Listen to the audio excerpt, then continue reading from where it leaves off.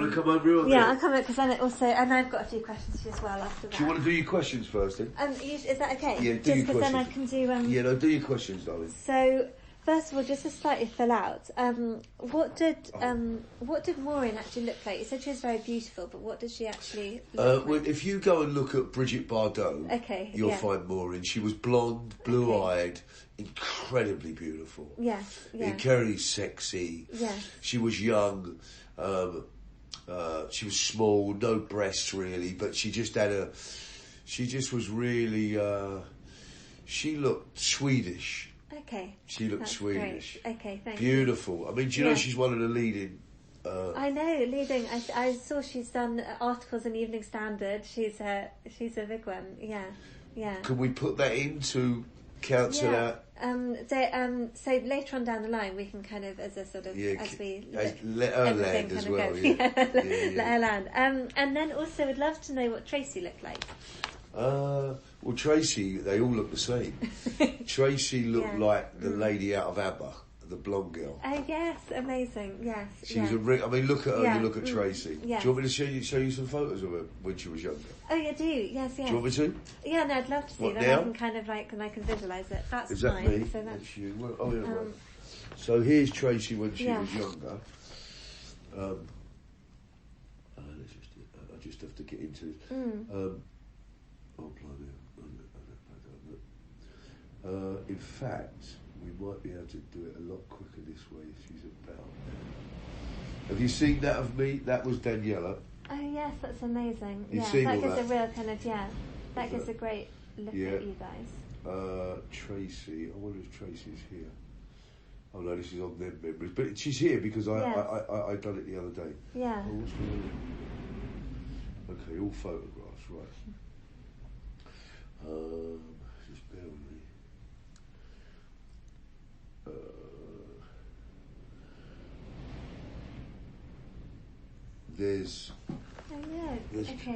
There's Tracy. Oh yes. There's Beth. Okay. Oh, what a lovely photograph. But I'll give you a better one, sweet. a clearer one. There she is. There. That was Tracy. Oh, sweet. So she had short blonde hair. Short blonde hair, blue eyes. Yeah. Busty. Yes. Very, very smart. Yes. Really? One of the smartest girls you'd ever meet in your life. Yes. Yeah. She was very smart, very beautiful. If you look at ABBA, you look at her. Okay, I know exactly what you mean. And she was a ringer. Yeah. Okay. Very great. much so. Yeah. I mean, I look at photos of ABBA, that girl now, and go, "Oh, you're so much like Tracy." Yes. So Maureen was like a little bit like Britt Eklund. Oh yeah. Blonde, blue-eyed. Yeah. Very beautiful. Yeah. So was Tracy. Okay, brilliant. So Thank was you. Tracy. And then the next chapter, which I'm writing, is about Martin's death, and that's going to be entitled Martin. Yeah. And so I just want to check a few details. You said that you could remember what clothes Martin was wearing when he died. Yeah, I can. What? So when he left, he so Martin used to just dress a little bit like he was a horsey person with money. Okay. Yeah.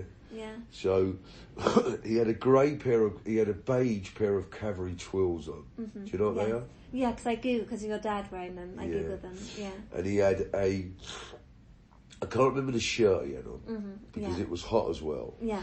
But it was his travelling clothes. So he had a pair of beige cavalry twills. Yeah. And he had a pair of sort of they were sort of like a brogue shoe. Yeah. Yeah. And there was not a brown or an oxblood, but an in-between. There was a smart shoe with a small tassel on them. Yeah. And he had a dog tooth jacket on. So it was a nice fitted coat. Yeah. And it had all little dips. So it had a blue, a brown and white, all little squares over it. Yeah. And it was a sort of it was like a gentleman's jacket. Hey. And so that's what he had on. Yeah. Okay. So the lovely. Brilliant. I think it's dog tooth. It had little blue. It was my dad's. Yeah. Okay. And I can't remember the shirt he had on, but I remember the trousers and the jacket. Okay, brilliant. Thank you. And then you can just describe briefly. But you said you were arguing about something to do with your dad. Yeah. What was it? Just kind of roughly, was it? Well, what had happened was see, there's so much I could tell you, but I can't because of the legals. No, of course. Yeah. So that night, we was out with, you can't mention these people because they've asked me not to be mentioned in the book. Okay. A guy called Butch, who was a relation of my dad's. So I'm going to take his name out entirely, even when you go round after your brother's died? Because that was a question actually I had for you. Because I knew you'd said that and I wasn't quite certain whether it meant... Would you mind if I asked his son tomorrow? Yeah, of course, do. If you don't know, or maybe we could just say the family. Okay, yeah, that's So fine. they was out there wanted for stuff from my dad. Yeah. They got arrested for some of my dad's stuff, but you can't say that. Yeah. And so we all become very close. And he was my dad's second cousin as well. Yeah. And there was another guy with him, a guy called Lenny Neve, whose daughter, can't mention this neither, whose daughter was a page 3 girl. Okay. So they was all there, and they were trying to keep away from all the police, because he was had a famous daughter. The son was trying to look for him. Yeah. So there was little syndicates going on. So we was very acquainted. Anyway, that night, Butch, Martin, and I go out. Yeah. And Martin left his passport round at Butch's house. Yeah. So we went out, and Butch started talking about my dad. Yeah. You know, and you have to be grown up about it. He's had an affair, but Martin, he felt like I did about it, but where I could verbalise, Martin couldn't. Yeah. Martin used to go quiet. Okay.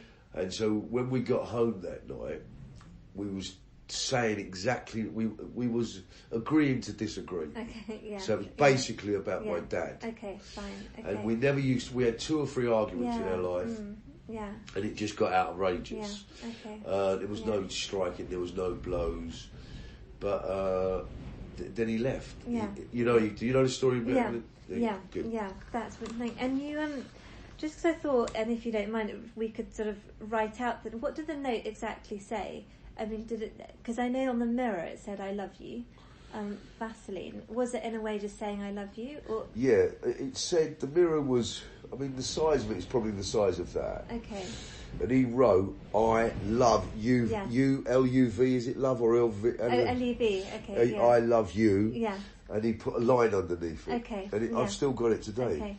Okay, so the note as well as the mirror said that. The mirror said that, and there was a letter. Oh, the letter. That I didn't realise, but my sister's got it. Okay. But so he must have come back after I gave him the car, and then left again. Okay, fine. Because when I gave him the car, he must have gone to Butch's house, got his passport, drove back to me. I was asleep, and then done it.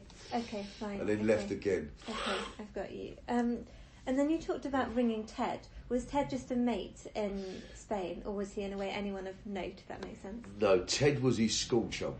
Okay, so because I was wanted by the police, he lived at my house. Okay. Martin and Ted used to go around there daily.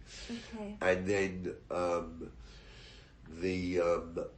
so they were best buddies. Okay. So Ted would stay during the week, so Tracy had someone in the house. Okay, great, thank you.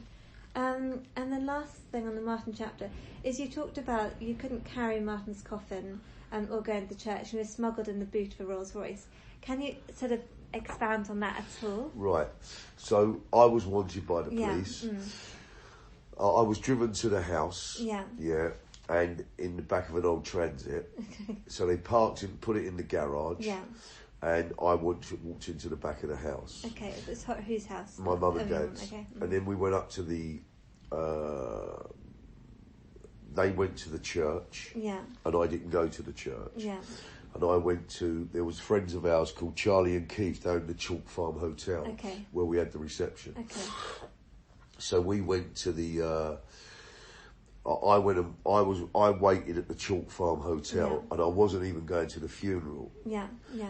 Old Joey Parr had put a couple of travelling boys with a motorbike there just in case I did go and I could jump on it and get away. All a bit dramatic.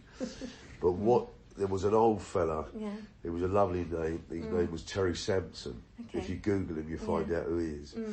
And he stayed with me. Mm-hmm. So when we was at Chalk Farm, Charlie's come back after the funeral and said, "Where was you?" Yeah. I said, oh, he said, look, you got to go up there. So Terry said, well, look, I'll hide you in the boot of the car. So he put me in the boot of the car. Yes, which is a Rolls Royce. Rolls Royce. Yeah. Drove me up there. Yeah.